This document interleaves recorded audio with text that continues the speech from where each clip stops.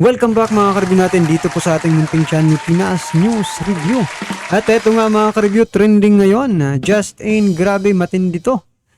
Paulo Duterte sumabog na sa galit. Daming sangkot yan mga ka-review natin ang ating alamin mula po rito sa channel ni Balitang Pinoy TV. Nasa description po ang full video link ng balitang ito. Subscribe na po kayo kay Balitang Pinoy TV. At kung bago ka pa lang at di pa po nakapag-subscribe sa ating munting channel, please don't forget to subscribe. At i-click na rin po ang bell notification para updated ka po sa lahat ng ina-uploads nating reaction video. At eto na nga, sama-sama at sabay-sabay po natin pakinggan, panoorin at bigyan ng reaksyon ang balitang ito. Eto na po.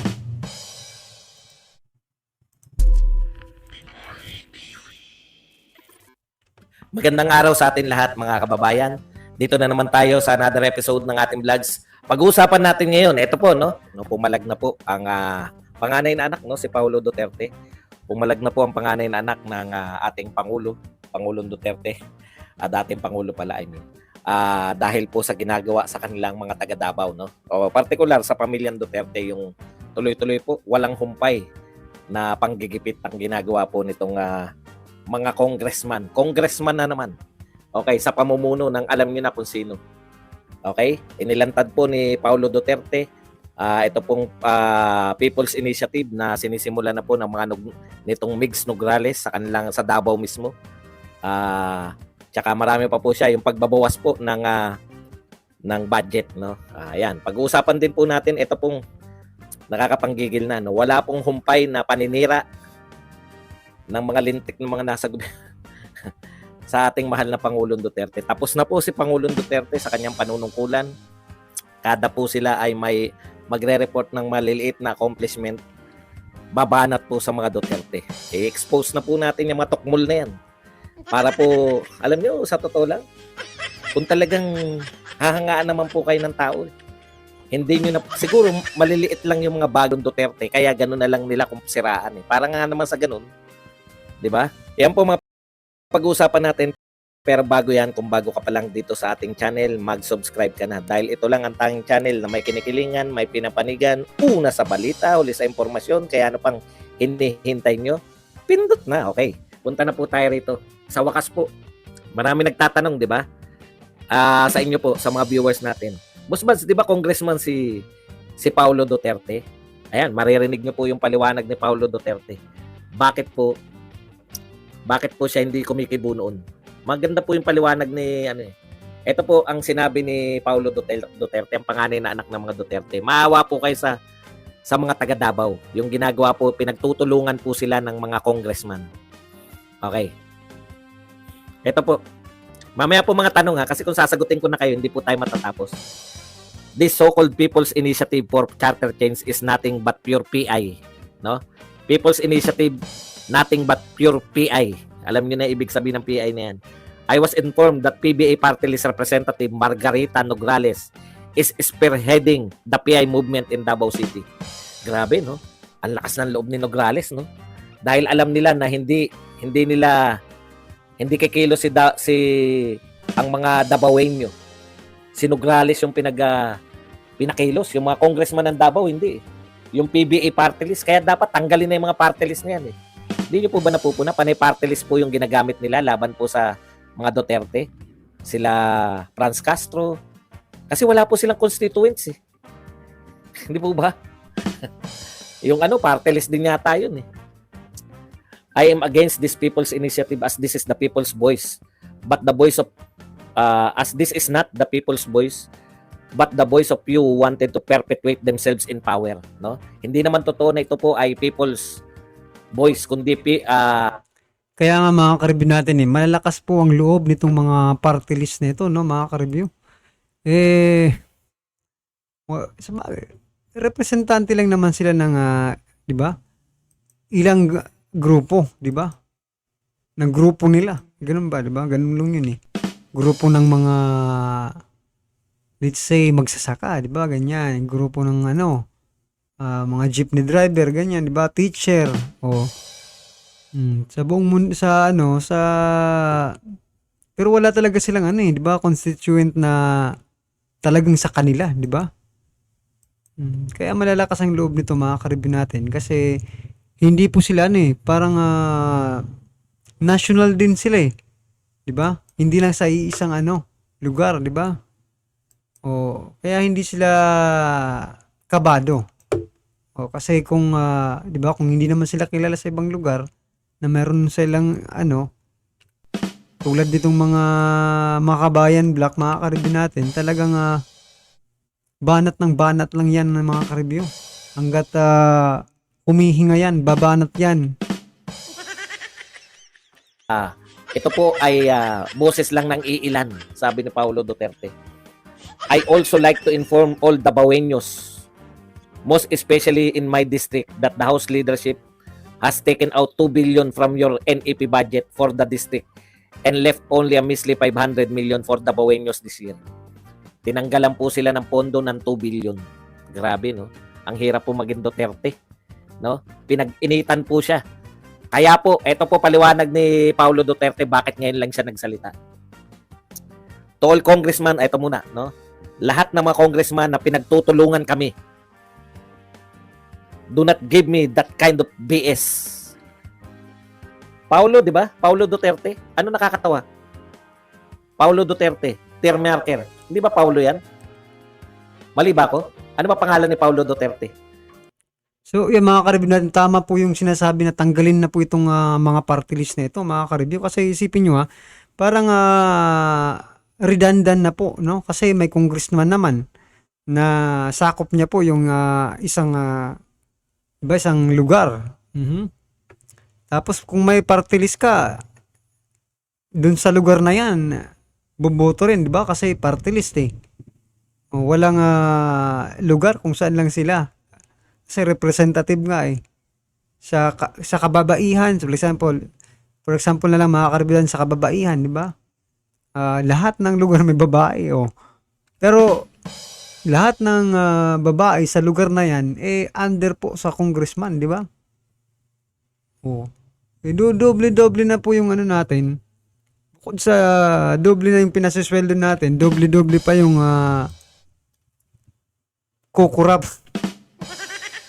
sa pondo ng ating bayan, di ba? Sang-ayon po ba kayo na tanggalin lang po yung party list na yan, no? At tumakbo sila sa kanilang mga city or sa kanilang mga probinsya, mga karibin natin ng di ba? Congressman talaga. Para sila maging representante ng kanilang lalawigan, di ba? Mga probinsya. Dapat siguro dun pa lang sa laban-laban, di ba? Yung mga gustong maging congressman. Dun pa lang sa lugar nila, di ba? Kung sino talaga yung deserving. Para isa lang yung pasisweldohin natin, mga karibin natin, kasi padoble-doble na Doble na ang pinasisweldo, doble pa ang kukurap. Mali ba ako nang sinabi, di ba Paulo? Because I will not starve to death, no? Huwag niyo akong bigyan ng ganyang mga PI kayo. Okay. I will not starve to death. Sabi niya, hindi ako mamamatay sa gutom pag tinanggalan niyo kami ng pondo. If you take my budget away. Ang kawawa, yung mga Dabaweños na bumoto kay PBBM. Masakit po itong sinabi, no? Ang kinakawawa ninyo sa pagtatanggal nyo ng pondo, yung mga Dabaweños na bumoto kay Pangulong Marcos. Pinakmukha sa inyo na yung buong Davao bumoto dyan kay Pangulong Marcos. Di ba? Okay, eto po. I also heard from reliable source that even the senators are explicitly requested to refrain from putting projects in my district. Pati po mga senador, ayaw po nila na magkaroon ng mga budget dyan po sa distrito ni Paulo Duterte. May tatawa na naman dyan. Yung mga mabababaw. Hindi ako luluhod sa inyo para mabigyan ng proyekto, lalo na at may 30% pang kinukuha ang isang peking Panginoon. 30%, grabe. Sino kaya tong peking Panginoon na kumukuha ng 30% sa kada proyekto? Ayan, na-expose na po kayo. Peking Panginoon. Hindi ko po kilala kung sino yung peking Panginoon. So yan mga karibyo natin, sino kaya itong peking Panginoon na ito, mga karibyo Hulaan nyo nga po at i-comment nyo sa baba sa ating comment section kung sino kaya itong peking Panginoon na sinasabi ni Congressman Paulo Duterte. Yan na. Ano kaya ang mangyayari? Ito mga karibyo natin, opinion lang po ito At hindi ko po kayo fino-force na sang-ayunan itong sasabihin ko, no? Ano kaya ang mangyayari, no, sa ating bansa kung for example, si Vice President Sara Duterte ang maging presidente, no? Tapos, let's say, si Tatay Digong, vice presidente. Tapos, di ba, si Kong Paulo naman, congressman or something na senador. I mean, tapos bantag pa, di ba? I mean, paano kaya kung itong mga taong ito, mga karibyo natin, ang mamuno sa ating bansa? Ano kaya ang mangyayari sa atin? Magmamahal ba yung mga bilihin natin, ha? O yan, magmamahal ba yung mga bilihin natin kung sila ang pipiliin nating mamuno sa ating bansa? Linggo-linggo ba may tatama sa loto? Oh.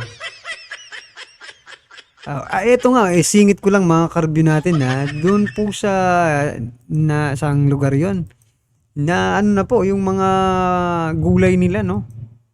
Yung repolyo at saka labanos, mga karbyo natin, inano lang, tinambak na lang po sa gilid ng kalsada. At kasi hindi na po binenta kasi napakamura daw ng bilihan. Sabi naman po ng alkalde, mga ka-review, sapat daw po kasi ang gulay sa kanila. Ano po kaya ang masasabi ni dating Department of Agriculture Secretary of Department of Agriculture na si PBBM, mga ka-review? Ano kaya ang kanyang masasabi dito sa mga nasirang gulay na ito? Marami po ang nagko-comment na sana daw po meron naman gawin yung gobyerno, no? Kasi yung ibang mga lugar, mahal talaga yung mga gulay. Pero dito po ko sa kanila, sayang, no? Sana daw po kung mayroon na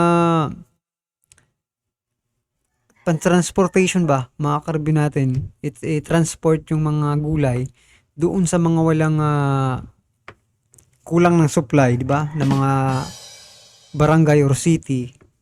Di sana hindi po yun masasayang, no? Sayang po, no? Dito sa amin, napakamahal po ng gulay. Marami din pong nagko-comment sa iba't ibang lugar na mahal daw po talagang gulay. Pero, nako, kawawa po yung farmers natin, no? Mga karbi natin kasi pinagpaguran nila yun, hindi na lang po nila, sabagay dapat binenta na lang nila kahit, makabawi man lang sa pagod, di ba?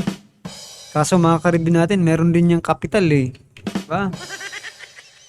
Ano ba nangyayari, Kawawa naman po yung mga farmers, ang local farmers natin, no?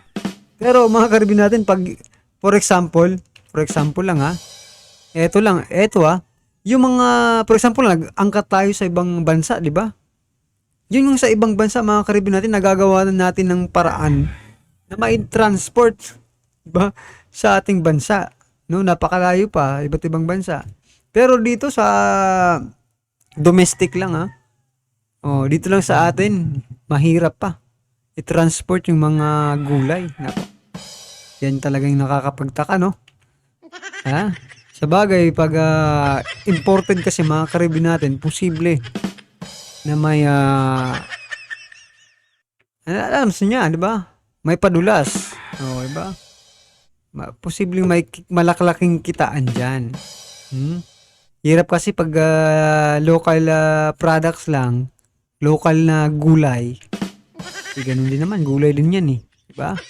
Masustansya pa nga yan wala silang kikitain. Kasi bibigay lahat doon sa farmers natin kahit lugi na, diba? Well, anyway, mga karibin natin, ano naman po ang inyong reaksyon sa naging balitang ito? Right, i-comment lang po sa baba para sa lang po ng ating mga kababayan ang inyong pong reaksyon patungkol po dito, right? Kung bago ka pa lang at di pa po nakapag-subscribe sa ating munting channel, please don't forget to subscribe. At i-click na rin po ang bell notification para updated ka po sa lahat ng ina-uploads nating reaction video. At huwag din po kalimutan mag-subscribe kay Balitang Pinoy at TV. Nasa description po ang full video link ng balitang ito. Subscribe na po kayo kay Balitang Pinoy TV. Maraming salamat po.